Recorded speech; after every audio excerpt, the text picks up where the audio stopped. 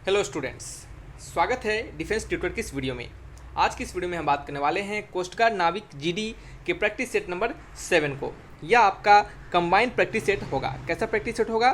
तो यह आपका कंबाइंड प्रैक्टिस सेट होगा, यानी आपको इस प्रैक्टिस सेट्स में जितने भी आपके सब्जेक्ट्स आपको जीडी में पढ़ने हैं, जैसे कि आपको कंबाइंड प्रैक्टिस सेट्स, जैसे कि आपको रीजनिंग हो गए, ठीक है, आपके मैथ्स हो गए, आपके फिजिक्स हो गए, आपके इंग्लिश हो गए, आपके जीके हो गए, जीएस हो गए, तो इन सभी से रिलेटेड यहाँ पे क्वेश्चंस को दिए जाएंगे और कंबाइंड क्वेश्चंस यहाँ पे कराए जाएंगे।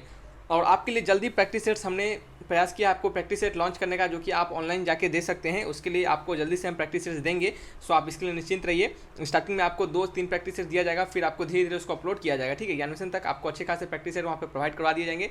तो ज़्यादा से ज़्यादा बच्चे आप वहाँ पे जुड़िएगा, ठीक है। इस वीडियो को देखिए, इससे पिछले जितने भी प्रैक्टिस सेट्स दिए हैं हमने, उस वीडियो को देखिए। और जो भी बच्चे जीडी के लिए प्रिपरेशन कर रहे हैं, तो बिल्कुल हम आपको सजेस्ट करेंगे कि आप डीबी के प्रैक्टिस सेट्स को भी देखें, क्योंकि वो आपके प्रैक्टिस सेट्स आपको भी हेल्प करने वाले हैं। क्यों हेल्प करने वाले हैं? क्योंकि जीडी डीबी यांत्रिक ये सेक्शन 1 सेम ही होते हैं, तो वो सेक्शन 1 सभी के लिए इंपॉर्टेंट होते हैं, ठीक है। तो उन्हें भी आप जरूर जाकर देखिए। तो आइए बढ़ते अपने इस वीडियो लेक्चर्स की ओर। इस वीडियो के पीडीएफ को डाउनलोड करने के लिए डिस्क्रिप्शन बॉक्स में लिंक दिए जाएंगे, उस लिंक पर क्लिक करके पीडीएफ को आप डाउनलोड कर सकते हैं, या फिर सिंपली आप टेलीग्राम चैनल को ज्वाइन कर लीजिए। आपको टेलीग्राम चैनल पर पीडीएफ के लिंक प्रोवाइड करवा दिए जाएंगे। तो आइए बढ़ते हैं अपने इस वीडियो लेक्चर्स की ओर। पहला क्वेश्चन आप यहाँ पे देख सकते हैं। यहाँ पे क्या लिखा जा रहा है? यहाँ पे लिखा जा रहा है कि ये इंग्लिश का क्वेश्चन है। यहाँ पे आपको डायरेक्ट से इनडायरेक्ट स्पीच में कन्वर्ट करना है। तो ये किसका क्वेश्चन है? तो ये आपका इंग्लिश का क्वेश्चन है। हमने इंग्लिश के रिगार्डिंग अभी तुरंत आपको जीडी डीबी यांत्रिक के कंबाइंड प्रैक्टिस सेट जो हमने दिया था, उसमें इंग्लिश स्पेशल हमने प्रैक्टिस सेट अभी कुछ समय पहले ही हमने वीडियोस अपलोड किया है। तो जिन्होंने उनको नहीं देखा है, तो वहाँ पे जाकर देखिए। हमने आपको एक बेस्ट अप्रोच, बेस्ट तरीका बताया है डायरेक्ट और इनडायरेक्ट स्पीच को बनाने का। यदि आपको डायरेक्ट इनडायरेक्ट स्पीच में ज़्यादा कमांड नहीं है, थोड़ा सा भी आपको ज्ञान है, उसमें कुछ चीज़ों को समझते हैं आप, तो आप डायरेक्ट इनडायरेक्ट स्पीच के क्वेश्चन को आसानी से करेक्ट कर पाइएगा। और जैसा कि आपको पता है कि डायरेक्ट इनडायरेक्ट स्पीच नरेशन में आपका और आपका एक्टिव पैसिव, ये दोनों जो आपके टॉपिक्स हैं, इन दोनों से 4 क्वेश्चंस आते हैं, और ये 4 क्वेश्चंस आपके आसानी से आपको मार्क्स 4 नंबर दिला सकते हैं, ठीक है। सो आप इस पर फोकस जरूर कीजिएगा। तो यहाँ पे देखते हैं कि हम इस क्वेश्चन को कैसे बनाएंगे। तो देखिएगा, क्वेश्चन लिखा जा रहा है कि in the following question sentence is given in direct और इनडायरेक्ट स्पीच, ठीक है। ये जो गिवन क्वेश्चन में आपको सेंटेंस डायरेक्ट और इनडायरेक्ट स्पीच में दिया जा रहा है, तो ये कौन सा स्पीच है? तो ये डायरेक्ट स्पीच में दिया जा रहा है। तो आपको इसके इनडायरेक्ट स्पीच बताने हैं। तो कैसे बताइएगा? तो देखिए, क्वेश्चन को पढ़िएगा। She said mister Hamel did not scold French, ठीक है। She said mister Hamel did not scold French. तो आपको जैसा कि पता है कि डायरेक्ट और इनडायरेक्ट स्पीच में कन्वर्ट करने के लिए, डायरेक्ट और इनडायरेक्ट स्पीच में कन्वर्ट करने के लिए हमें, डायरेक्ट से इनडायरेक्ट स्पीच में कन्वर्ट करने के लिए हमें फर्स्ट पर्सन सेकंड पर्सन को जानना जरूरी होता है। और फर्स्ट पर्सन जिसे कि हम आई और वी के नाम से जानते हैं, उसे हम किस में सब्जेक्ट के अकॉर्डिंग चेंज करते हैं। और सेकंड पर्सन जिसको कि हम यू के नाम से जानते हैं, उससे हम क्या करते हैं? उसे हम ऑब्जेक्ट के अकॉर्डिंग चेंज करते हैं। तो यहाँ पे लिखेगा कुछ रूल्स। आई और वी को हम किसके अकॉर्डिंग चेंज करते हैं? तो आई और वी ये आपका फर्स्ट पर्सन होता है। फर्स्ट पर्सन ये आपका किसके अकॉर्डिंग चेंज होता है? चेंज अकॉर्डिंग टू किसके अकॉर्डिंग? सब्जेक्ट के अकॉर्डिंग चेंज होता है। और आपका जो यू होता है वो किसके अकॉर्डिंग? ये आपका सेकेंड पर्सन है। सेकेंड पर्सन ये आपका किसके अकॉर्डिंग चेंज होता है? तो ये आपका ऑब्जेक्ट के अकॉर्डिंग चेंज होता है, ठीक है। आपको ये कम से कम पता चल गया। फिर आपको क्या पता करना है? फिर आपको पता करना है कि अगर पास्ट टेंस में हमारा सेंटेंस रहे, सिंपल पास्ट टेंस में रहे, तो वो किस में चेंज होता है? वो आपका पास्ट परफेक्ट में टेंस में चेंज होता है, ठीक है। सिंपल पास्ट टेंस रहता है तो वो क्या होता है? पास्ट परफेक्ट में चेंज होता है। और दूसरा, कॉमा इन्वर्टर कॉमा के जगह पे हम दैट लगाते हैं। तो सबसे पहले यह देखेंगे कि कॉमा इन्वर्टर कॉमा के जगह पे दैट कहाँ है। तो दैट सभी में है, ये हमारा करेक्ट हो गया। दूसरा है पास्ट परफेक्ट में कन्वर्ट करना होता है। सिंपल पास्ट को क्या करना होता है? पास्ट परफेक्ट टेंस में कन्वर्ट करना होता है, ठीक है। तो यहाँ पे डिड नॉट है, तो डिड नॉट का पास्ट परफेक्ट क्या होगा? तो डिड के जगह पे क्या हो जाएगा? आपका डिड नॉट के जगह पे क्या हो जाएगा? हैड नॉट हो जाएगा। क्या हो जाएगा? डिड नॉट के जगह पे आपका क्या हो जाएगा? आपका हैड नॉट हो जाएगा, ठीक है। हैड नॉट स्कोल्ड है तो क्या हो जाएगा? वो आपका हैड नॉट स्कोल्डेड हो जाएगा, ठीक है। V3 में SCOLDED, ठीक है। डिड नॉट स्कोल्डेड, या फिर ये कन्वर्ट हो जाएगा इसमें हैड नॉट स्कोल्डेड में। क्यों? क्योंकि आप सिंपल पास्ट है, तो सिंपल पास्ट किस में कन्वर्ट हो जाता है? पास्ट परफेक्ट में कन्वर्ट होता है। तो वहाँ पे आपका हैड लगेगा। सबसे पहले तो ये पता होना चाहिए कि आपको जो आपका जो सेंटेंस होगा उसमें हैड लगा होगा। तो सबसे पहले हैड वाला चेक कीजिए। डिड वाला ये कट गया, हैज वाला कट गया, हैड नॉट यहाँ बचा हुआ है, और यहाँ पे भी बचा हुआ है ए में। तो ए को पढ़िए और डी को पढ़िए, यही दोनों ऑप्शन हमें कन्फ्यूजन है। तो इसमें पढ़ेंगे कि सी सेड यहाँ पे देखिए, यहाँ पे सेड को यहाँ पे टोल में कन्वर्ट कर दिया है। तो ऐसा नहीं करना है आपको, सिंपली सेड को क्या रखना है? सेड में ही रखना है। तो ये क्या आपका आंसर हो जाएगा? आपका ऑप्शन नंबर ए हो जाएगा, यानी she said that mister Hamel had not scold French, ठीक है। She said that mister Hamel had not scold French. तो आंसर हो गया क्या आपका? क्या हो गया? आंसर हो गया आपका ऑप्शन नंबर ए, ठीक है। चलिए नेक्स्ट क्वेश्चन की ओर बढ़ते हैं। क्वेश्चन नंबर क्या है 2। नंबर 2 में क्या लिखा जा रहा है इसको पढ़िएगा। यहाँ पे लिखा जा रहा है कि अ पर्सन या फिर A can complete a work in 10 days, B can complete the same work in 15 days. A किसी काम को 10 दिन में कन्वर्ट करता है, 10 दिन में काम करता है, और बी जो है उसी काम को क्या करता है, सेम वर्क को 15 दिन में ख़त्म करता है। ठीक है, तो in how many days they complete the work together, तो वो कितने दिनों में एक साथ इन काम को खत्म करेंगे। तो हमने ऐसा क्वेश्चन आपको बताया है जो मैथ्स के स्पेशल प्रैक्टिस सेट जब हम आपको दे रहे थे जीडीडीबी यांत्रिक के रिगार्डिंग, तो उसमें हमने आपको बताया था कि कैसे बनाते हैं। तो सबसे पहले आपको सभी का एक दिन का काम निकालना पड़ता है। तो ए का जो 10 डेज का ये अपने काम को 10 दिनों में करता है, तो ए यहाँ पर लिखेंगे एज 1 डे वर्क, ए का 1 डे वर्क कितना हो जाएगा 1/10, बी का 1 डे वर्क कितना हो जाएगा, बी का एक दिन का काम कितना हो जाएगा आपका, तो ये आपका हो जाएगा 1/15। दोनों मिलकर काम करेंगे तो कितने दिन में काम करेंगे, तो ए प्लस बी यहाँ पे लिखेंगे 1 डे वर्क, ए प्लस बी दोनों अगर मिलकर काम करते हैं तो वो एक दिन में कितना काम करेंगे, तो 1/10 प्लस 1/15। ठीक है, यही होगा 1/10 प्लस 1/15।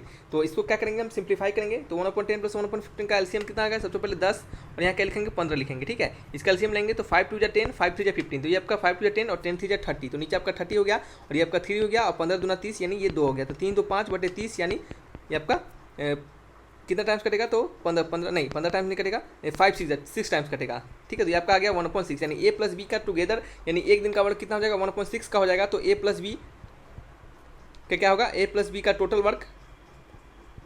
वर्क या फिर टोटल वर्किंग डेज कितना हो जाएगा, इसको जस्ट आपको रेसिप्रोकल कर देना है। तो इसको रेसिप्रोकल कीजिएगा तो क्या आ जाएगा 6 यानी 6 डेज में, यानी टोटल उनका काम ए प्लस बी अगर 7 काम करेगा तो 6 दिन में इस काम को खत्म कर देगा। तो आंसर क्या होगा आपका, option number B is the correct answer.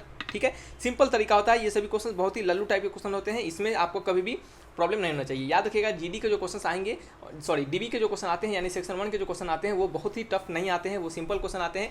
तो आपको स्कोर वहाँ से भी उठाना होता है। ठीक है, जीडी वाले बच्चों के लिए बताते हैं आपको स्कोर वहाँ से भी उठाना होता है ताकि क्या हो, आपका ओवरऑल स्कोर आपका जब कटअप आगे बढ़े भी तो आपको वहाँ पे हेल्प करे। ठीक है, चलिए नेक्स्ट क्वेश्चन की ओर बढ़ते हैं। क्वेश्चन नंबर 3 की ओर। नंबर 3 में आप पढ़िए क्या लिखा गया है कि choose the word which will occur in second when arrange in sequence in the following they occur in the dictionary. ठीक है, आपको कहा जा रहा है कि डिक्शनरी के अनुसार दिए गए शब्दों को उनके शब्दकोश के क्रम में व्यवस्थित करें कि बाद में दूसरा स्थान पर आने वाला शब्द का चयन कीजिए। कहने का मतलब है कि डिक्शनरी में इन सभी वर्ड्स में से डिक्शनरी में जो दूसरा वर्ड पे आएगा यानी दूसरा नंबर पे आएगा वह वर्ड कौन सा होगा, आपसे यह पूछा जा रहा है।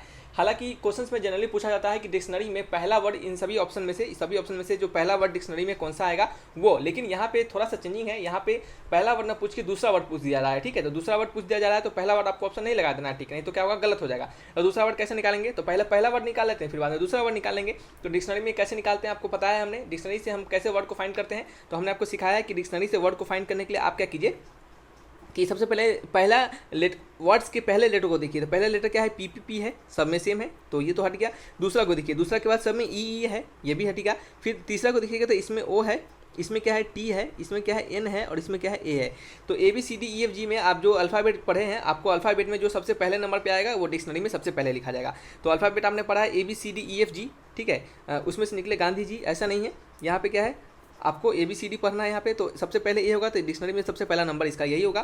फिर ABCDEFGHIJKLMNO, एन के बाद ओ यानी ये क्या हो गया दूसरा, एन के बाद ओ, फिर पी ये आपका तीसरा, फिर एन के बाद ओ होगा, फिर PQRST यानी ये चौथा। डिक्शनरी में सबसे पहला स्थान किसका होगा, सबसे पहला स्थान पीहेन का होगा।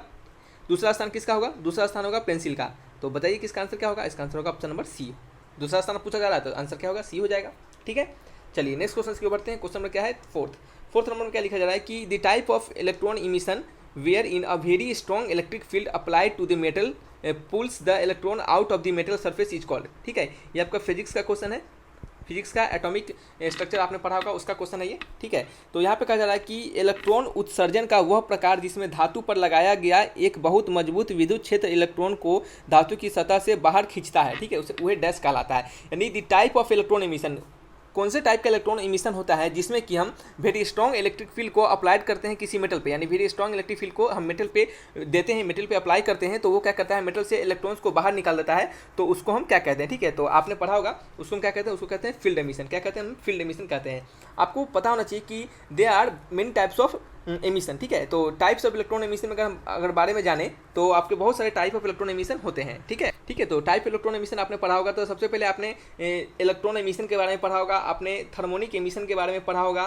फिर आपने किसके बारे में, आपने फोटो इलेक्ट्रिक एमिशन के बारे में पढ़ा होगा, जैसे कि फोटो इलेक्ट्रिक इफेक्ट के नाम से भी जानते हैं, ठीक है। फिर आपने और किसके बारे में, electron emitted due to electric field के बारे में पढ़ा होगा। मतलब बहुत सारे टाइप के अलग अलग एमिशन होते हैं, ठीक है। फील्ड एमिशन भी होता है, तो सभी का अलग अलग काम होता है। तो यहाँ पे हम क्या करते हैं, वेरी हाई इलेक्ट्रिक करंट को क्या करते हैं, वेरी हाई इलेक्ट्रिक फील्ड को मेटल पे हम पास करवाते हैं, तो वो क्या करता है, इलेक्ट्रॉन को बाहर कर देता है, ठीक है। और फोटो इलेक्ट्रिक जो एमिशन होता है, इसमें क्या होता है कि the photo electric effect is a phenomena. यह क्या होता है, एक फेनोमेना होता है where electrons are ejected from a metal surface when the light of sufficient frequency is incident on it. देखिए, फोटो मतलब लाइट और इलेक्ट्रिक इफेक्ट यानी फोटो के कारण इफेक्ट दिखना, ठीक है। तो फोटो इलेक्ट्रिक इमिशन में क्या होता है कि जब हम लाइट को, एक हायर फ्रीक्वेंसी वाले लाइट को हम क्या करते हैं, मेटल सरफेस पे डालते हैं, तो वहाँ से हमारा इलेक्ट्रॉन इमिट होता है। लेकिन आपको कहा जा रहा है कि आपको लाइट नहीं डालना है, आपको इलेक्ट्रिक फील्ड डालना है, ठीक है, स्ट्रॉन्ग इलेक्ट्रिक फील्ड डालना है। तो जब स्ट्रॉन्ग इलेक्ट्रिक फील्ड डालेंगे तो उस कंडीशन में जब हमारा मेटल से इलेक्ट्रॉन बाहर आएगा तो उसको हम फील्ड इमिशन कहेंगे, ठीक है। तो option number B is the correct answer. Next question आपका क्वेश्चन नंबर सी में पढ़िए क्या लिखा है कि इफ ए क्या है, ए ऐसे दिया गया है और बी, इसका मतलब क्या होता है बताइए। तो इसका मतलब क्या होता है, जिसको पता होगा इसका मतलब तो वो कमेंट बॉक्स में लिखकर बताएगा। अभी हम नहीं बताएंगे, 2 मिनट का टाइम देते हैं आपको, पॉज कीजिएगा क्वेश्चन को जल्दी से। तो देखिए, इसको हम क्या कहते हैं, तो इसको हम कहते हैं A is the subset of B. क्या कहेंगे इसे हम, A is the subset of B, A is the subset of B कहेंगे, ठीक है। तो जब ए क्या है, सबसेट ऑफ बी है, तो फिर कहा जा रहा है कि ए बार ये आपका क्या है, इसको क्या कहेंगे बताइए, बी बार। तो इसे हम क्या कहेंगे, इंटरसेक्शन कहेंगे। इसे क्या कहेंगे, इसे कहेंगे यूनियन, ठीक है। तो इसका वैल्यू क्या होगा, तो आपने डिमॉर्गन्स लॉ पढ़ा होगा, कि डिमॉर्गन्स लॉ के अनुसार आप इसको ऐसा भी लिख सकते हैं, क्या लिख सकते हैं, ए यूनियन बी का डैश, ठीक है। जब आप इसको तोड़िएगा तो ये इसके जैसा आ जाएगा। डिमॉर्गन्स लॉ ऐसा कहता है, ठीक है। अब डिमॉर्गन्स लॉ ऐसा कहता है तो आपको ये याद रखना है, ठीक है।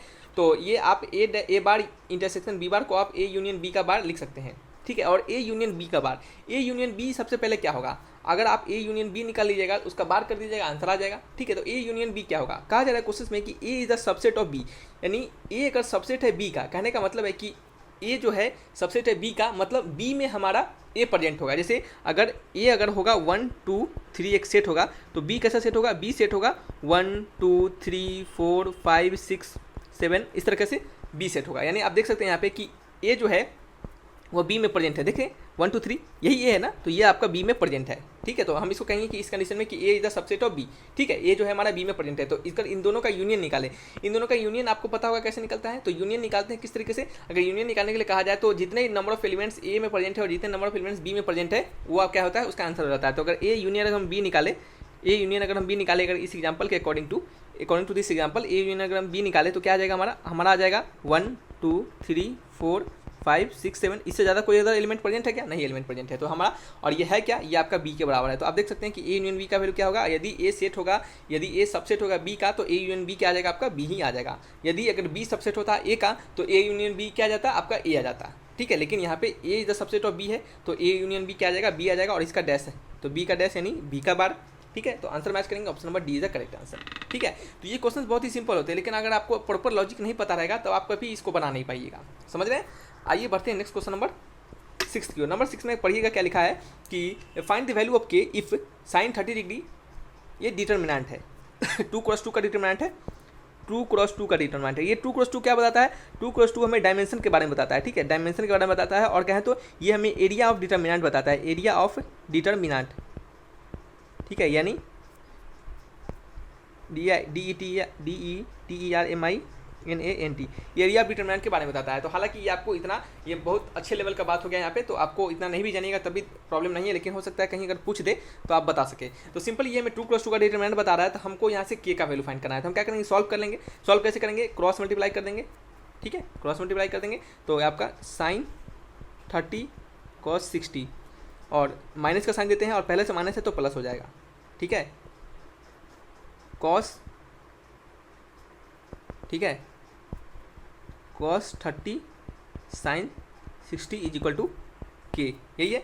आपको पता है, आपको क्या पता है, आपको यह पता है कि साइन ए प्लस बी का वैल्यू क्या होता है, साइन ए प्लस बी का, ये सभी हमने आपको बार बार बताया है, बहुत बार बताया है आपको। ये अभी इस सभी चीज़ में आपको कभी डाउट नहीं होना चाहिए। साइन ए प्लस बी का वैल्यू होता है sign A cos B plus में, अगर यहाँ प्लस आता तो प्लस देते, अगर यहाँ माइनस आता तो माइनस देते। तो sine A cos B plus minus cos A sine B.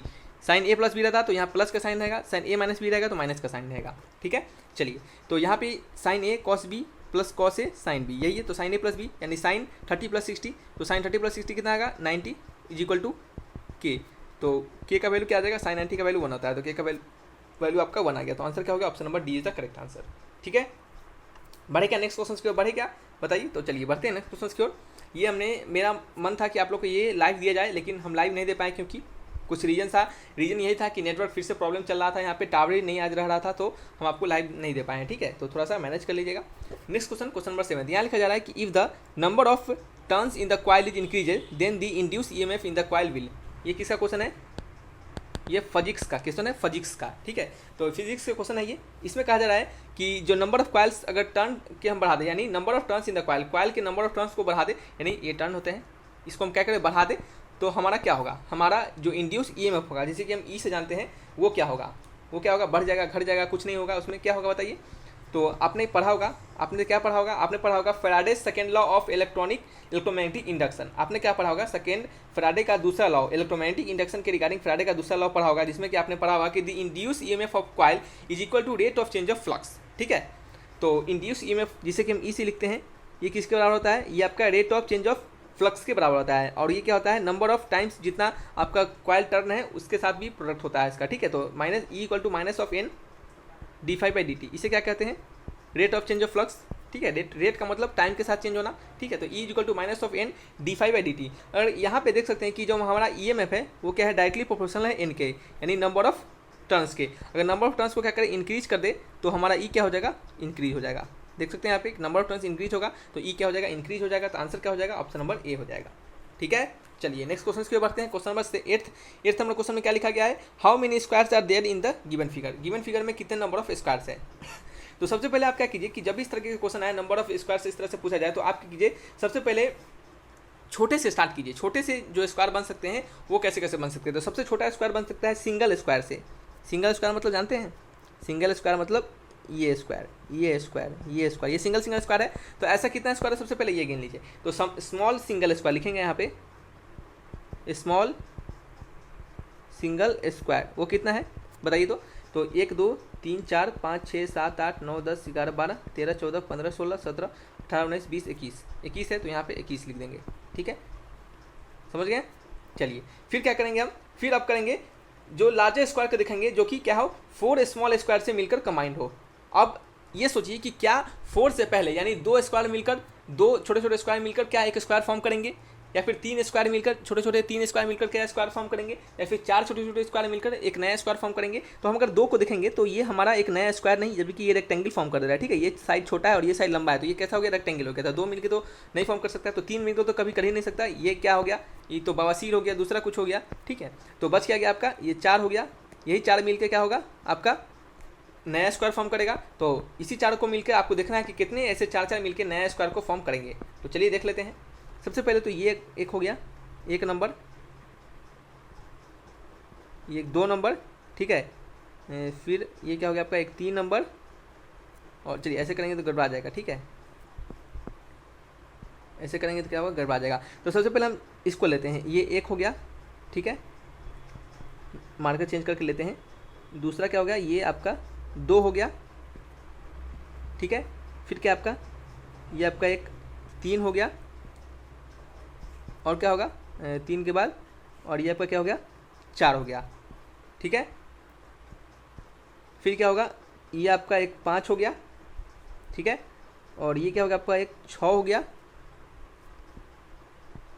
और ये जो है आपका एक यहाँ पे 7 हो गया। ठीक है, ये क्या हो गया आपका, एक 8 हो गया। और कुछ छूट रहा है क्या, और कुछ छूट रहा है क्या, जल्दी से देखिए तो। और कुछ छूट रहा है क्या, यहाँ से देख लेते हैं। एक ये हो गया, एक 2 एक 3 एक 4। ठीक है,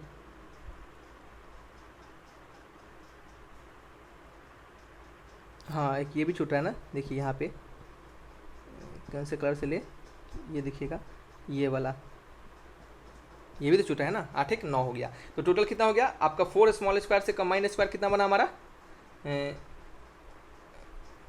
4 स्मॉल स्क्वायर से बनकर कितना बना हमारा, तो ये 9 बन गया। ठीक है, अब चलिए अब हम क्या करने वाले हैं, फिर अब नेक्स्ट की तरफ बढ़ेंगे, यानी 9 स्मॉल स्क्वायर से मिलकर क्या अब 5 स्क्वायर से मिलकर, छोटे छोटे स्क्वायर मिलकर नया स्क्वायर फॉर्म कर सकता है, 6 मिलकर फॉर्म कर सकता है, 7 मिलकर कर सकता है, 8 मिलकर कर सकता है, या फिर 9 मिलकर कर सकता है। तो आप चेक कीजिएगा, तो इतने के बीच आपको 9 मिलकर ही फॉर्म करेगा, उससे पहले किसी को देख लीजिएगा नहीं बनेगा आपका। ठीक है, तो 9 मिलकर 9 छोटे छोटे स्क्वायर मिलकर आपके नए स्क्वायर फॉर्म करेंगे। तो 4 स्मॉल स्क्वायर से 9 स्मॉल स्क्वायर, 9 छोटे छोटे स्मॉल स्क्वायर से कितना ऐसा बन पाएगा, तो इसको क्या करेंगे, इरेज कर देंगे, देखेंगे 9 से कितना मिलकर बनेगा। तो ये आपका कितना बनेगा बताइए, तो 3 3 6 3 9। ठीक है, तो ये आपका कैसे बनेगा देखिए, तो यहाँ पे हम 9 से मिलकर, ठीक है, 2 2 4 2 6 2 8, ठीक है, और 2 9, ऐसा नहीं बन पाएगा। तो बन कैसे जाएगा, तो देखिए तो 2 2 4 2 6, या फिर 3 3 6 3 9, ऐसा करके बना सकते हैं हम। ठीक है, 3 3 करके, तो ये आपका एक यहाँ बन गया, ये प्रॉपर नहीं लिखा पाया है, थोड़ा सा इसको अच्छे से लिख दीजिए। ये एक ये बन गया, ठीक है, और दूसरा ये बन गया। ठीक है, तो देखिए 3 3 है, सब में 3 3 है, तो इसका कितना फॉर्म हो गया, 2 फॉर्म हो गया। ठीक है, और कोई फॉर्म हो सकता है, और कोई फॉर्म हो सकता है क्या बताइए, और कोई फॉर्म हो सकता है बड़ा सा, इससे बड़ा कोई स्क्वायर फॉर्म होगा, 4 से क्या स्क्वायर फॉर्म होगा, देखिए 1 2 3 4 1 2 3 4 1 2 3 4, ये तो क्या होगा, बड़ा छोटा हो जाएगा। ठीक है, बड़ा छोटा हो जाएगा, तो ये फॉर्म तो नहीं होगा। ठीक है, तो हम इसको जोड़ते हैं, तो कितना होगा आपका 21 9 कितना होता है आपका, 21 और 9 होता है आपका 30 और 2 32, यानी टोटल नंबर ऑफ स्क्वायर कितना हो जाएगा, 32 हो जाएंगे। तो आंसर को होगा option number D is the correct answer. ठीक है, चलिए नेक्स्ट क्वेश्चन की ओर बढ़ते हैं। क्वेश्चन नंबर 9 को, नंबर 9 में लिखा गया है कि in each of the following questions various terms of number series are given with 1 terms missing as shown in by figure. ठीक है, क्वेश्चन मार्क से एक टर्म मिसिंग किया गया है, तो choose the missing term out of the given alternative. जो missing term होगा इस अल्टरनेटिव में वो आपको बताना है। कैसे बनाइएगा, तो देखिए 5 9 है, ठीक है, तो 5 और 9 है, तो 5 में से 9 कैसे आएगा, तो 5 में अगर हम क्या करें, 5 दूना 8, 5 दूना 8 नहीं, 5 दूना 10, 10 में से 1 घटाएंगे तो कितना आएगा, 9 आएगा। तो 5 गुने 2 माइनस 1। आपको क्या करना है, आप अगर सोचिएगा कि सर आप 5 गुने 2 माइनस 1 कैसे किए, आप ऐसा भी तो कर सकते थे कि कुछ और दूसरा किया जा सकता है क्या, जैसे 5 5 2 जा 10 और 5 1 जा 5, आप ऐसा भी कर सकते 5 + 3। ठीक है, तो आप ठीक है आप करके देखिएगा, 5 + 3 पैटर्न ला के देखिएगा, अगर पैटर्न मैच करेगा तो ठीक है, अगर नहीं मैच करेगा तो आपको नया पैटर्न ढूंढना पड़ेगा। तो हमेशा यहाँ पे याद रखिएगा, आपको नया पैटर्न थोड़ा सा ढूंढना ही पड़ता है। ठीक है, दूसरा कोई यहाँ पे उपाय नहीं है। तो 5 - 2, 5 गुने 2 माइनस 1 कितना आ गया, 9 आ गया। फिर इसी पैटर्न को हम लगाएंगे नेक्स्ट वाले में, 5 गुने 2 यानी 9 गुने 2 माइनस 1 के आगे बढ़ा देंगे 2, तो 9 गुने 2 कितना हो, 9 दूना 18, 18 में से 2 गया तो 16। ठीक है, फिर 16 में से क्या करेंगे हम, 16 में से क्या करेंगे, 16 गुने 2 और 1 बढ़ा देंगे 3, तो क्या हो जाएगा, 16 दूना 32, 32 में से 3 गया तो कितना आ गया आपका 29, 32 में से 3 गया तो 29 हो जाएगा। ठीक है, बिल्कुल मैच करा है पैटर्न। आप ये भी सोच सकते थे, यहाँ पे थोड़ा देर सुनिएगा, ये भी सोच सकते थे कि यहाँ पे सभी जगह हम 1 1 क्यों नहीं लिख रहे हैं। तो आप अगर थोड़ी देर सभी जगह 1 1 ले लेते हैं, तो 5 में से 2, 5 गुना 10, 10 में से गया तो 9, ये तो आ गया। 9 में से 9 गुने 2 कितना होता है, 9 दूना 18, 18 में से गया तो कितना आएगा 17। ठीक है, मान लेते हैं थोड़ी देर के यहाँ पे आंसर 17 होगा। ऑप्शन तो भले नहीं दिया गया है, लेकिन थोड़ी देर के लिए मान लेते हैं कि 17 होगा। ठीक है, तो इसी पैटर्न को हम आगे बढ़ा के देखते हैं। तो 16 गुने 2 32, 32 में से 1 गया तो कितना आएगा आपका 31 आ गया। तो क्या 31 ऑप्शन है क्या, नहीं 29 है। तो हम कह सकते हैं कि ये पैटर्न हमारा मैच नहीं करेगा, यानी कहने का मतलब है कि हम यहाँ पे 1 करें तो यहाँ 2, यहाँ 3, हमें ऐसा ही लिखना पड़ेगा। ठीक है, फिर नेक्स्ट अगर देखेंगे हम तो 29 गुने 2 माइनस 4, 29 गुने 2 माइनस 4 कीजिएगा तो कितना आएगा, 54 आ जाएगा। ठीक है, क्या आ जाएगा, 54 आ जाएगा। नेक्स्ट है 54 गुने 2, 54 गुने 2 माइनस 5, तो 54 गुने 2 माइनस 5 कीजिएगा तो कितना आएगा आपका, ये आपका 103 आ जाएगा। कैसे, 4 दूना 8 और 5 दूना 10, 10 में से 5 गया, 108 में से 5 गया तो 103। ठीक है, तो आंसर 103 आ गया। तो इस तरीके से क्या होता है, आपका पैटर्न जाएगा। तो मैच कर लीजिए ऑप्शन, कौन सा मैच कर रहा है, option number B is the correct answer. क्या है, 16 answer correct answer, 16 is the correct answer. ठीक है, चलिए नेक्स्ट क्वेश्चन की बढ़ते हैं, क्वेश्चन नंबर 10 की ओर। नंबर 10 में बताइए क्या लिखा गया है। यहाँ पे लिखा गया है कि आपको पैसिव से एक्टिव, यानी एक्टिव पैसिव आपको कन्वर्ट करना है। क्या करना है, एक्टिव पैसिव कन्वर्ट करना है। किसका क्वेश्चन है ये, हमारा क्वेश्चन है, हमारा क्वेश्चन है नहीं, ये इंग्लिश का क्वेश्चन है। ठीक है, तो इंग्लिश का क्वेश्चन है तो कैसे बनाएंगे। ठीक है, तो यहाँ पे एक्टिव से पैसिव में कन्वर्ट करना है। तो जो गिवन सेंटेंस है आपका वो क्या है, पैसिव वॉइस में दिया गया है। Given sentence is in the passive voice. ठीक है, जो गिवन सेंटेंस हमें दिया गया है वो किस सेंटेंस में, वो किस वॉइस में है, वो पैसिव वॉइस में है। ठीक है, तो आपको पता है कि जो भी इंस्ट्रक्शन होते हैं active to passive to active convert करने के लिए, फिर एक्टिव टू पैसिव कन्वर्ट करने के लिए, उसमें हम क्या करते हैं, हमें क्या करना है, पैसिव में को एक्टिव में कन्वर्ट करना है। एक्टिव रहेगा तो पैसिव में, पैसिव रहेगा तो एक्टिव में। ठीक है। तो जो हमारा सेंटेंस है वो क्या है, सेंटेंस हमारा क्या है आपका पास्ट टेंस में। कैसा पास्ट टेंस में, कैसे पता चला हमें पास्ट टेंस में, तो देखिए यहाँ पे वाज लगा हुआ है, मार्कर काम नहीं कर रहा है, यहाँ पे क्या है वाज लगा हुआ है, ठीक है। तो वाज लगा हुआ है तो ये हमारा क्या है आपका पास्ट टेंस हो गया, ठीक है। तो वाज नॉट है, क्या है हमारा जो सेंटेंस है पास्ट टेंस में है, और वो किस फॉर्म में है आपका, ये आपका was not plus V3 plus by के फॉर्म में है, ठीक है। Not a word was spoken by the criminal in self defence, ठीक है। तो हमें इसको क्या करना, कन्वर्ट करना है आपको, इसे हमें एक्टिव वॉइस में कन्वर्ट करना है। हालांकि जनरली एक्टिव से पैसिव दिया जाता है, लेकिन यहाँ पे थोड़ा सा उल्टा दे दिया गया है, यहाँ पे पहले ही पैसिव दिया गया है और हमको उसको एक्टिव में कन्वर्ट करना है। तो was not plus V3 plus by लिखा गया है, ठीक है। तो हम इसको क्या करेंगे, इसको हम एक्टिव वॉइस में कन्वर्ट करने के लिए क्या करेंगे, जो हमारा वाज नॉट को हम क्या करते हैं आपका, इसको हम कन्वर्ट करेंगे V2 के फॉर्म में, यानी डिड के फॉर्म में, ठीक है। तो इसको हम डिड के फॉर्म में कन्वर्ट करेंगे, ठीक है, यानी सिंपल कह सकते हैं आपका, ठीक है। तो हम क्या कर सकते हैं इसको सिंपल तरीके से, क्या बताएं आपको कि वाज नॉट जब यहाँ पे लिखा रहेगा तो हम इसको कन्वर्ट करेंगे, वाज वेयर जब भी लिखा रहेगा तो हम उसको क्या कन्वर्ट करके किस में कन्वर्ट करेंगे, उसको डिड में कन्वर्ट करेंगे, क्या करेंगे डिड में। तो वाज नॉट है तो इसको कन्वर्ट करेंगे डिड नॉट में। V3 है तो V3 के जब क्या लिखेंगे V1 यूज करेंगे, डिड के साथ क्या लगेंगे V1 लगाएंगे, V3 तो लगाएंगे नहीं वहाँ पे, तो डिड नॉट क्या होगा प्लस V1 हो जाएगा, ठीक है।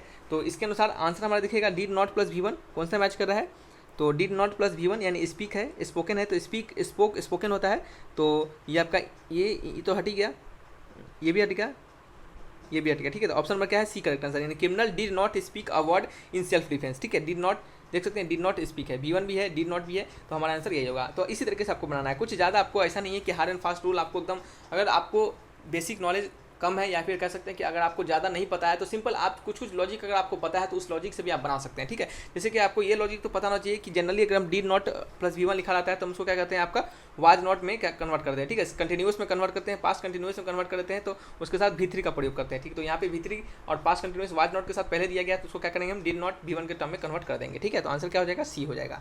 नेक्स्ट क्वेश्चन आपका क्वेश्चन नंबर 11 क्या लिखा गया पढ़िएगा, which word means the opposite of pensive, ठीक है। पेंसिव का अपोजिट वर्ड कौन सा है, क्या है पेंसिव का अपोजिट वर्ड इसमें से कौन सा है, बताइए कौन सा है पेंसिव का अपोजिट वर्ड, ठीक है।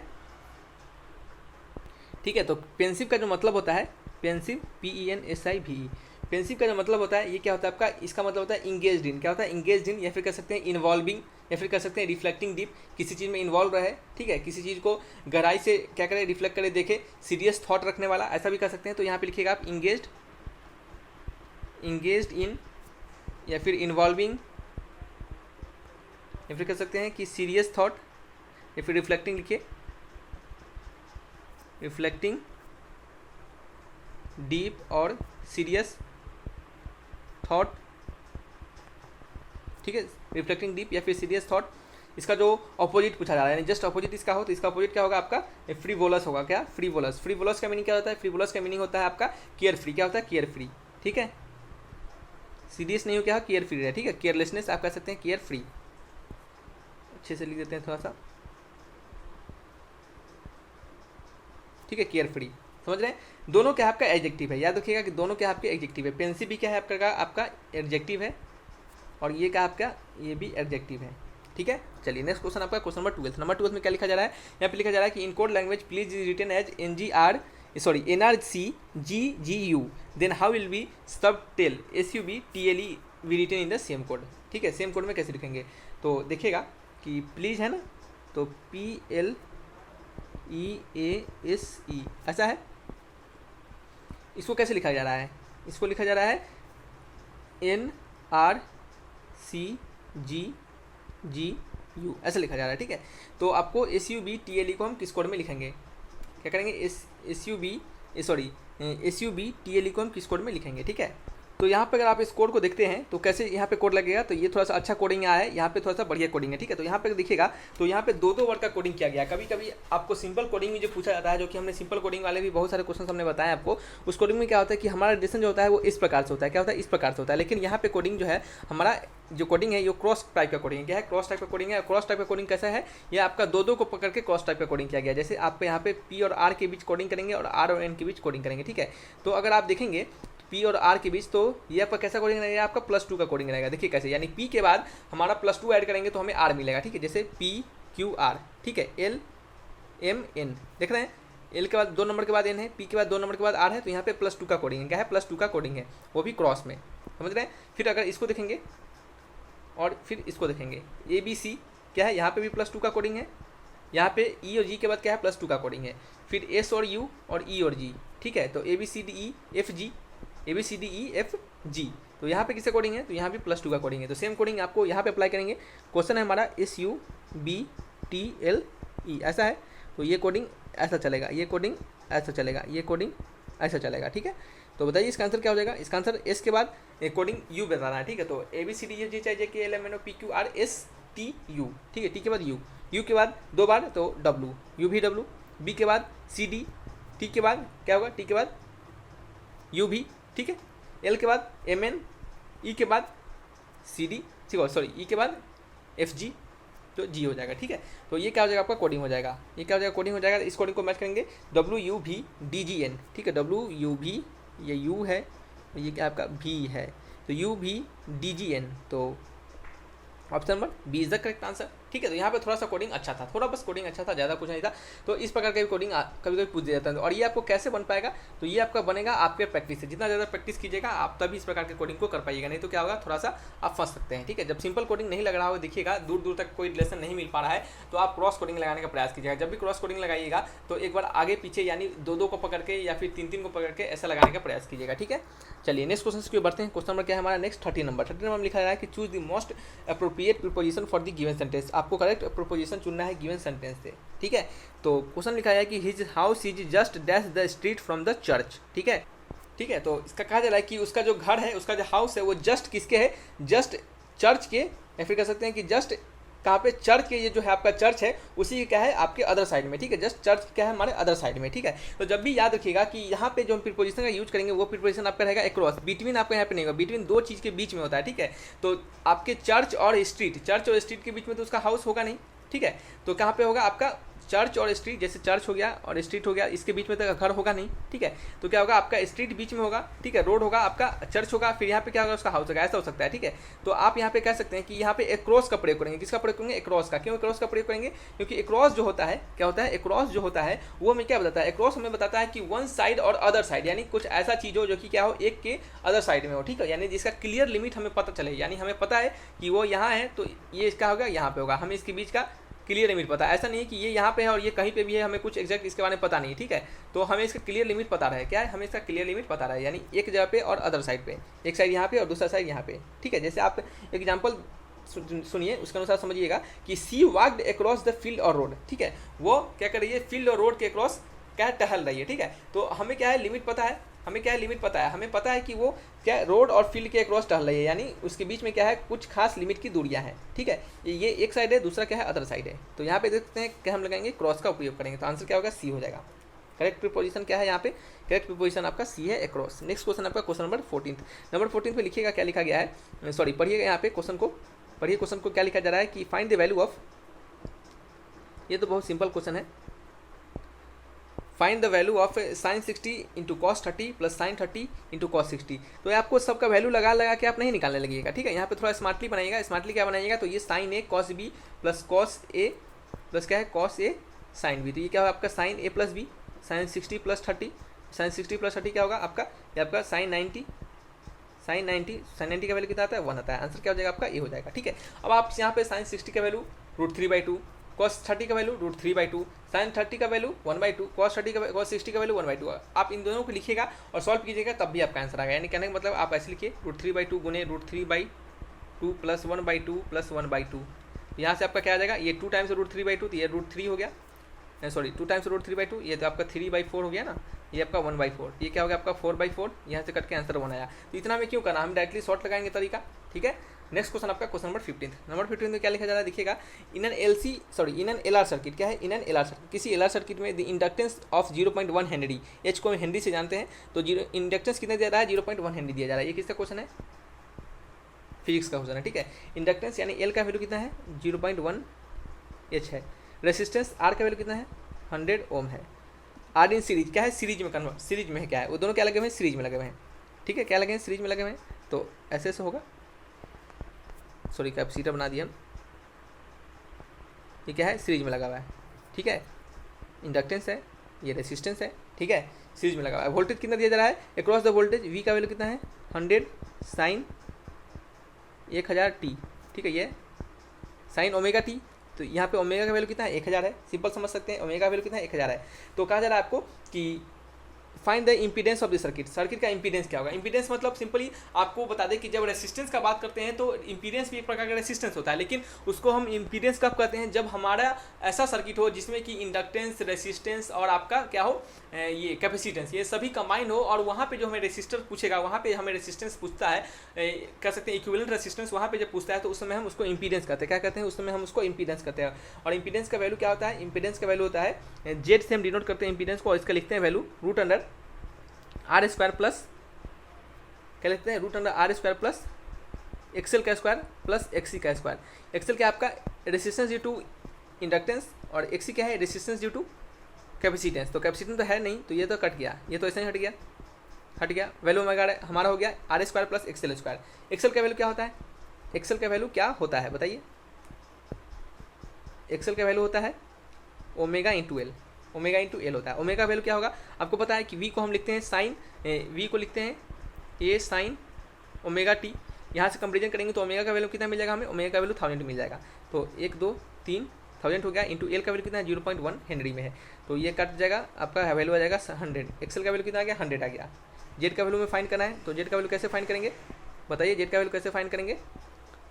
यहाँ पे ऑप्शन क्वेश्चन सॉरी यहाँ पे फॉर्मूला तुमने लिख दिया ना, आर का वैल्यू क्या है 100 है, तो 100 का स्क्वायर प्लस एक्सएल का वैल्यू हमने निकाला 100 का स्क्वायर, यही इंपीडेंस हो जाएगा। तो ये 2 टाइम्स ऑफ 100 का स्क्वायर, 100 बाहर आ गया, और ये √2, 100 √2 आंसर हो जाएगा। ऑप्शन में क्या है ए इज द करेक्ट ओम, और आंसर क्या होगा ओम में आएगा, सॉरी ठीक है आपका ये ओम है, तो ओम में आंसर क्यों होगा, क्योंकि रेसिस्टेंस है, ठीक है। तो ओम नहीं है ये, एक्चुअली में ओमेगा है, क्या है ओमेगा है, तो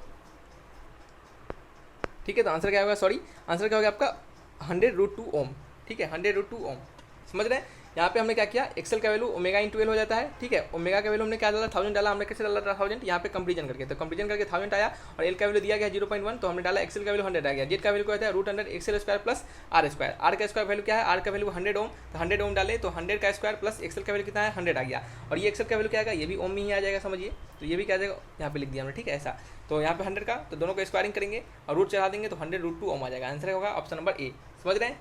चलिए नेक्स्ट क्वेश्चन आपका, ये क्वेश्चन बहुत ही सिंपल होता है। इस तरीके के क्वेश्चन आपने सिंपली आपको फॉर्मूला अप्लाई करना है और आपको थोड़ा कंसेप्ट लगाना है। अगर आप कंसेप्ट पता है तो इस फॉर्मूला को आपको बनाने में, ऐसे क्वेश्चन बनाने में कभी दिक्कत नहीं होगा। नेक्स्ट क्वेश्चन है क्वेश्चन नंबर 16। नंबर 16 में क्या लिखा जा रहा है कि यदि अल्फा बीटा क्या है रूट्स और गिवन इक्वेशन के, एक इक्वेशन है एक्स स्क्वायर माइनस 6x + 3 = 0, ये इक्वेशन है, इसके रूट्स क्या है अल्फा और बीटा है, तो इसका रूट्स हमें निकालना पड़ेगा अल्फा बीटा। और आपको कहा जा रहा है कि what is the value of alpha upon beta plus beta upon alpha. तो आप क्या कीजिए, इसका रूट्स अल्फा और बीटा निकाल के इसमें क्या कीजिए पुट करके आंसर लाइए, ये एक तरीका होता है। दूसरा तरीका होता है आप इसको अरेंज कीजिए और स्मार्टली बनाइए। जैसे आपने पढ़ा होगा sum of roots alpha plus beta का वैल्यू क्या होता है -b/a, यानी 6/1 = 6।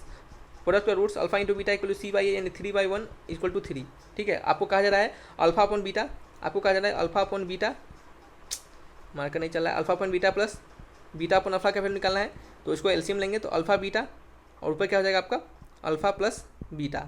अल्फा प्लस बीटा का वैल्यू हमने निकाला है 6, और अल्फा इंटू बीटा का वैल्यू 3, तो कट का वैल्यू 2 आ गया। आंसर क्या हो गया आपका, गलती हो गया, ठीक है गलती हो गया, लगता है क्या गलती, बिल्कुल गलती हो गया। हमने यहाँ पे क्या गलती कर दिया, इसी को दिखेगा, यहाँ पे बीटा है तो अल्फा बीटा हमारा एलसीएम है ना, तो ये आपका क्या हो जाएगा, आपका पहले से भी तो ऊपर अल्फा है, तो ये अल्फा स्क्वायर हो जाएगा, ये क्या हो जाएगा बीटा स्क्वायर हो जाएगा। तो ये अल्फा प्लस बीटा का whole square -2 into alpha beta, हम इसको ऐसा लिख सकते हैं अपॉन अल्फा इंटू बीटा।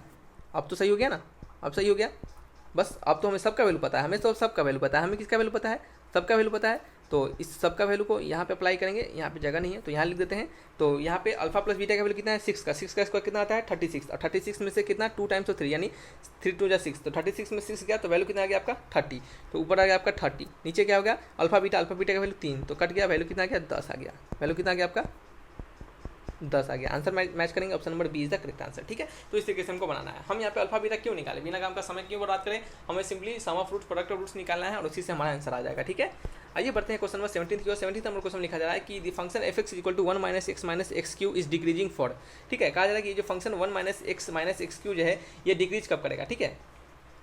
आपको पता होगा कि फंक्शन जो हमारा, अगर फंक्शन f(x) है, अगर उसको डिफ्रेंशिएट कर दे तो उसको f' लिखेंगे। आपको पता है कि f(x) का डिफ्रेंशिएशन होता है तो उसको हम f' लिखते हैं, ये डिनोशन होता है, ये किसी को डिफ्रेंशिएशन को लिखने का तरीका होता है। अगर हमारा फंक्शन क्या है इंक्रीजिंग है तो क्या होगा f' क्या होगा 0 से बड़ा होगा। अगर फंक्शन हमारा डिक्रीजिंग है तो f' क्या होगा <0 होगा। ये क्या होगा डिक्रीजिंग के लिए, ये किसका होगा इंक्रीजिंग के लिए, ठीक है। आपको ये पता है सबसे पहले। क्वेश्चन के अनुसार कहा जा रहा है कि फंक्शन जो हमारा वो डिक्रीजिंग किस में होगा, ये किस सेंस में हमारा डिक्रीज करेगा, ठीक है, कब किस एक्स के वैल्यू के लिए ये हमारा डिक्रीज करेगा। तो सबसे पहले हम इसका डिफरेंशिएशन निकालेंगे, एफ डैश एक्स फाइंड करेंगे। तो एफ डैश एक्स फाइंड करेंगे तो 1 कांस्टेंट है तो कांस्टेंट का वैल्यू 0, एक्स का वैल्यू 1 आएगा और ये आपका 3x² आ जाएगा, ठीक है। X to the power n से क्या होता है n into X to the power n minus 1, तो एक्स की पावर क्यूब का क्या हो जाएगा, तो 3 into X to the power 3 minus 1 यानी 2, यानी 3 इंटू एक्स स्क्वायर, ठीक है। चलिए नेक्स्ट क्वेश्चन आपका, सॉरी नेक्स्ट क्वेश्चन बोले हम। तो इसके बाद हमें ये पता चल चुका है, हमें क्या पता चल चुका है, एफ डैश एक्स का वैल्यू पता चल चुका है। हमें क्या करना है कि इसको डिक्रीजिंग निकालना है, यानी एफ डैश एक्स क्या होगा, लेस देन 0। तो इसको क्या करेंगे, लेस देन 0 करेंगे, -1 माइनस 3x² लेस देन 0, ठीक है। यहाँ से एक्स का वैल्यू फाइंड करेंगे तो कैसे निकलेगा एक्स का वैल्यू, माइनस को अगर कॉमन लेके हटा दे तो ये आपका हो जाएगा 3x² माइनस +1, माइनस जैसे ही कॉमन लेंगे तो ये हमारा साइन जो होता है क्या होता है, पलट जाता है। माइनस अगर दोनों साइड माइनस अगर मल्टीप्लाई कर दे तो हमारा साइन पलट जाएगा, ठीक है। ये आपका लेस देन से ग्रेटर देन हो जाएगा। अब यहाँ पे x² का वैल्यू कैसे आ गया, ये आपका हो जाएगा x² ग्रेटर देन -1/3, ठीक है। तो यहाँ से आप देखिएगा क्या आपको यहाँ से क्या दिखेगा कि x² का वैल्यू जो है वो क्या आपका, चलिए यहाँ पे हम देख सकते हैं कि ऐसा तो हम कर नहीं सकते, क्यों नहीं कर सकते, क्योंकि देखिएगा कि 3 जो x² को अगर हम -1/3 अगर लिख दे तो ये हमारा स्क्वायरिंग ऐसा कभी नहीं हो सकता, क्योंकि स्क्वायर कभी भी निगेटिव नहीं होता है, ठीक है। तो ये तो हम ऐसा सबसे पहले यहाँ पे अभी लिखेंगे नहीं, ठीक है, यहाँ पे हम इसको लिखेंगे नहीं। और यहाँ से हम क्या करेंगे, इसी से हम क्या करेंगे, जज करेंगे, इसी से हम क्या करेंगे, जज करेंगे, इसी से क्या करेंगे हम जज करेंगे, बताइए। तो यहाँ पे अगर देखिएगा कि ये जो 3x² माइनस +1 है ग्रेटर देन 0 है, ये हमारा ये किस वैल्यू के लिए पॉजिटिव होगा। तो स्वाभाविक सी बात है यहाँ पे कि ये x² जो है, ये एक्स के जब हम कुछ भी वैल्यू डाल दे ये हमेशा पॉजिटिव देगा। क्यों पॉजिटिव देगा, क्योंकि यहाँ पे कोई नेगेटिव का साइन नहीं है, यहाँ पे प्लस का साइन है, जब भी होगा कुछ जुटेगा। और दूसरा नंबर बात है कि ये स्क्वायरिंग वाला टर्म है, और स्क्वायरिंग वाला टर्म जो होता है वो हमेशा ग्रेटर देन इक्वल टू 0 होता है, यानी जब भी होगा 0 होगा या तो हमेशा 0 से बड़ा होगा, कभी -1 नहीं होगा। अगर -1 डालते भी हैं x² में तो हमेशा +1 ही दे देगा। तो आप कह सकते हैं कि ये सभी x के वैल्यू के लिए क्या होगा, सभी x के वैल्यू के लिए अप्लाई होगा। तो कह सकते हैं यहाँ पे ऑल वैल्यू ऑफ x, समझ रहे हैं, ये एक तरीका होगा। अगर आप इस तरीके को नहीं समझे तो यहाँ से आप आप क्या कीजिए, यहाँ से समझिएगा, यहाँ से, ठीक है, यहाँ से, ठीक है। हम इसको यहाँ पे लिखते हैं या फिर कहाँ पे लिखे, चलिए नेक्स्ट पेज ले लेते हैं, वहाँ पे लिख देते हैं क्वेश्चन नंबर 17 का आंसर। यहाँ पे हमारा क्या है, एफ डैश एक्स का वैल्यू कितना है, एफ डैश एक्स का वैल्यू हमारा आया है -1 माइनस 3x²। हमें क्या करना है, इसको लेस देन 0 करना है। इसका माइनस कॉमन लेंगे तो 1 + 3x² लेस देन 0। आप देख सकते हैं कि ये हमेशा तो हमेशा पॉजिटिव आएगा, ये हमेशा पॉजिटिव आएगा, और यहाँ पे माइनस लगा हुआ है। तो जब भी कुछ आएगा और पहले से माइनस लगा हुआ है तो ये हमेशा निगेटिव ही दे देगा। तो x का हम कुछ भी वैल्यू डालें ये हमेशा क्या देगा, आपको निगेटिव ही देगा। क्या देगा, फॉर और value of x f(x) is always negative, ठीक है। क्यों निगेटिव हुआ, क्योंकि ये हमेशा एक पॉजिटिव टर्म देगा हमें, x² पॉजिटिव टर्म है और इसमें हमेशा जुड़ रहा है, तो ये जब भी देगा एक पॉजिटिव वैल्यू देगा। और पॉजिटिव वैल्यू में माइनस से गुना किया गया है तो क्या होगा, हमेशा नेगेटिव होगा। तो किसी भी x के वैल्यू के लिए हमेशा वैल्यू नेगेटिव देगा। तो आंसर हो जाएगा आपका ऑप्शन नंबर डी हो जाएगा। For all values F X given function f(x) is always decreasing या फिर ऑलवेज गिव्स नेगेटिव वैल्यू, ठीक है। नेक्स्ट क्वेश्चन आपका क्वेश्चन नंबर 18 में पढ़िएगा क्या लिखा है कि in the following questions various terms of number series given in the code, आपको choose the terms in the given, आपको करेक्ट चूज बताना है। यहाँ पे जो क्वेश्चन मार्क है उसके जगह पे आपको करेक्ट वैल्यू बताना है कि क्या होगा। ये आपका किसका क्वेश्चन है, आपका रीजनिंग का, ठीक है, रीजनिंग का क्वेश्चन है। तो चलिए बनाते हैं हम रीजनिंग के क्वेश्चन को। यहाँ पे आपको जो क्वेश्चन दिया जा रहा है वो कहा जा रहा है कि 105 क्वेश्चन मार्क है, फिर क्या है 69 है और फिर 54 है, फिर क्या है 54 है। क्या है, वैल्यू घट रहा है, क्या हो रहा है, वैल्यू घट रहा है। तो वैल्यू घट रहा है यानी कहने का मतलब कुछ ऐसा हो रहा होगा, कुछ ऐसा वैल्यू हो रहा होगा कि हम पीछे की तरफ जा रहे होंगे। ऐसा हमारी वैल्यू होगा स्टार्टिंग में, उस वैल्यू से हम क्या करेंगे, पीछे की तरफ घटते जा रहे होंगे, ठीक है। जैसे हम आपको 105 कैसे ला सकते हैं, 105 हम ला सकते हैं अगर हम 10 का स्क्वायरिंग कर दें, क्या करें 10 का स्क्वायरिंग करें तो कितना आएगा, 10 का स्क्वायरिंग कर देंगे तो 100 आएगा, और उसमें क्या करेंगे 5 जोड़ देंगे तो कितना आ जाएगा आपका, ये आपका 105 आ जाएगा। 10 का स्क्वायरिंग करेंगे तो कितना आएगा, 105 आ जाएगा। 10 का स्क्वायरिंग प्लस उसमें 5 जोड़े तो हमारा वैल्यू आ जा रहा है 105, ठीक है। फिर उसमें क्या करेंगे, अगर हम 9 का स्क्वायरिंग कर दें उसमें क्या करें हम 5 जोड़ दें तो 9 का स्क्वायर कितना आएगा, 9 9 81, 81 + 5 86। फिर क्या करें 8 का स्क्वायर कर दे, 69 है ना, तो 8 का स्क्वायर करेंगे और उसमें 5 जोड़ेंगे तो 8 8 64 + 5 69 मैच कर रहा है। हमारा जो लॉजिक है वो बिल्कुल करेक्ट मैच कर रहा है। 7 का स्क्वायर करेंगे प्लस 5 करेंगे, 7 का स्क्वायर 7 7 49 49 + 5 कितना होगा 49 + 5 150 और +4 54, क्या हो जाएगा आपका 54 हो जाएगा।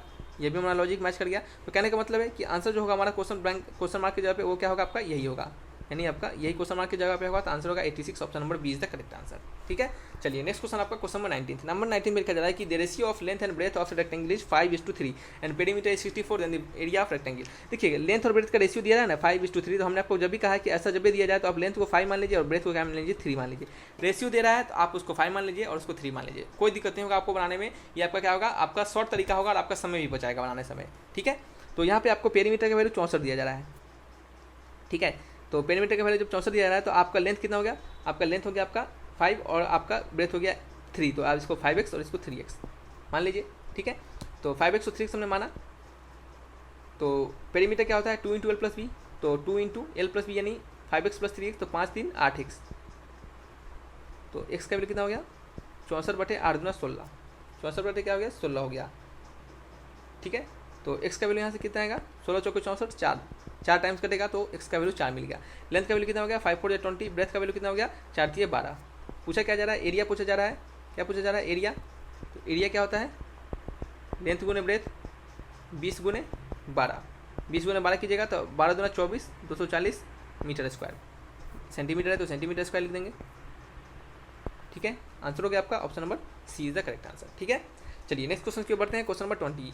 क्वेश्चन नंबर 20 में क्या लिखा जा रहा है पढ़िएगा, the westerly disturbance causing winter rains in northern India originate in. ठीक है, यानी उत्तर भारत में पश्चिमी विक्षोभ के कारण होने वाली सर्दियों की बारिश कहाँ उत्पन्न होती है, तो ये आपकी उत्पन्न होती है द मेडिटेरियन रीजन में। कहाँ पे, द मेडिटेरियन रीजन में, यानी भूमध्य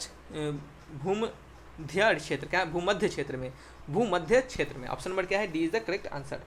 ठीक है, तो हमने क्या किया यहाँ पे आपको 20 क्वेश्चंस जीडी के रिगार्डिंग हमने आपको बताया है, और आज की इस प्रैक्टिस सेट में आपको मजा आया होगा क्योंकि अच्छे क्वेश्चंस के लेवल हमने आपको बढ़िया क्वेश्चंस हमने यहाँ पे दिया है ताकि आपके प्रैक्टिस अच्छे से हो पाए। आने वाले समय में आपको और भी प्रैक्टिस सेट्स की संख्या को बढ़ाया जाएगा, बस ज़्यादा से ज़्यादा आप सपोर्ट करें, ज़्यादा से ज़्यादा वीडियोज़ को देखें, लाइक करें, कमेंट करें और दोस्तों में शेयर करें ताकि हम आपके लिए प्रैक्टिस सेट्स की संख्या को बढ़ा पाएँ। ठीक है, तो रखते हैं इस वीडियो को यहीं पर। Thanks for watching my video, तब तक के लिए बाय बाय।